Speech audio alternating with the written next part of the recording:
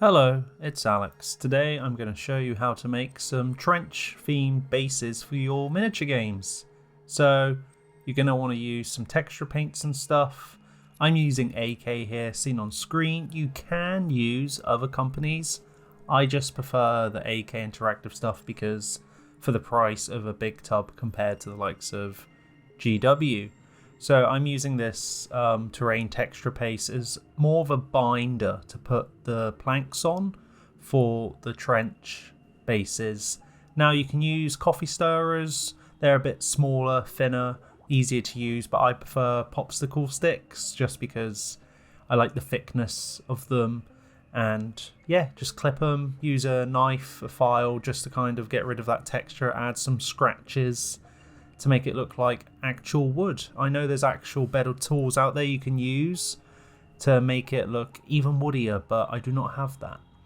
So now I'm going to apply some mud on the texture paste on the planks, just because, well, trenches are often dug in dirt, so you're going to need some mud, and it just builds up that texture on the base.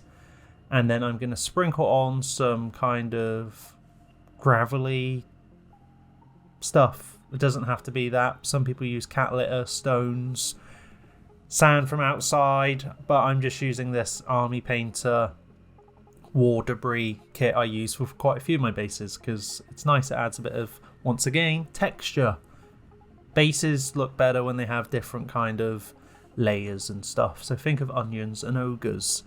Now, unlike ogres and layers, this base is done.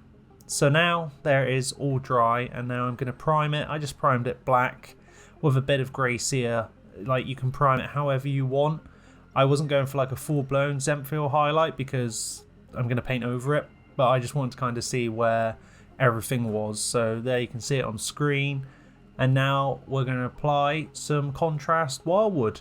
Now I actually watered this down with water because I didn't want it to be too dark, because I was going to add some moss effect to it later, so I wanted the green to show through, and I kind of wanted some of the mud, what I'm going to paint on later, to kind of get into the recesses of the wooden plank so it looks like people have been walking over them. So yeah, I just applied those over the wooden plank bits, and then I used the watered down version of Carrick Stone, and I applied this on all the mud and in the recesses of the wooden planks. And then I go to use a more burgundy brown colour, and it is Doomball Brown. It doesn't have to be that, but I'm kind of just letting you guys know what I've used in this video if you're like, I want to recreate this 100%. I like to think some of these videos are more kind of guides. You can still improv, choose different browns or whatever, you still get a similar result. This is kind of just the main kind of thing to replicate what I've done.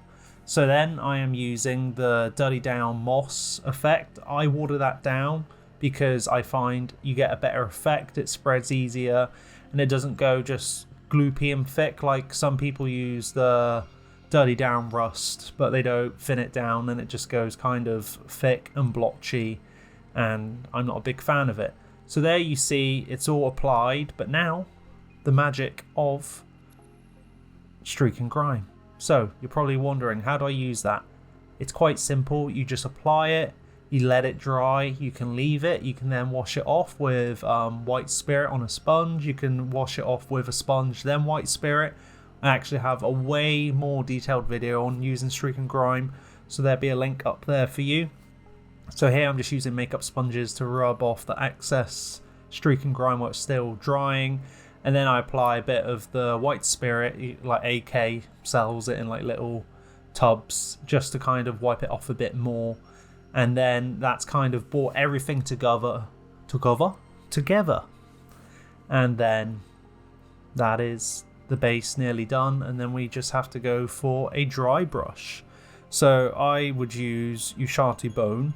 You just do a really light dry brush. You don't want to apply too much, so I worked most of it off the bristles. You saw me wiping it onto the sponge, onto the palette. And then this is the bit where I feel like the base really came together, because beforehand I was just going with the flow and I was like, oh, don't know if this is going to turn out okay.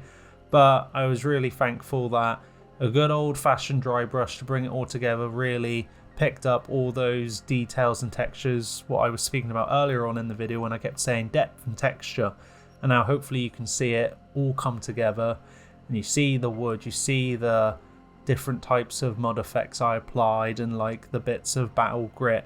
And that is my attempt at a trench base, a plank base. You could use it for a swamp, fantasy, trench crusade, Warhammer, even World War, bolt action stuff on a smaller scale. I suppose it's just a good universal base, I think. I like the idea of using it maybe for Skaven. That'd be kind of cool. But also maybe Krieg. The possibilities are endless with that base. So hopefully you make a better version, or this inspires you to give it a go. If you do, let me know. I always like hearing how these how to paint videos do. Because it's just nice to see hobby being shared and all that.